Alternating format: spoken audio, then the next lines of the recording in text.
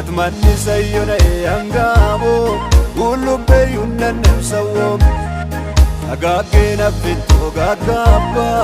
agane kullo kulla baleba atmanni sayyona danamo marumbe yunnan wachom solo belama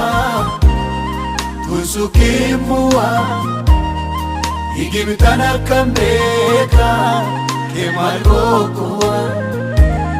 chako belama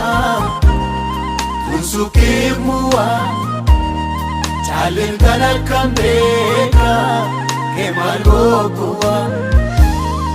agakena fitto gagabba agan kullo mulla baleba atmanni sayyone angamo ulubbe yundan sawom agakena fitto gagabba agan kullo mulla baleba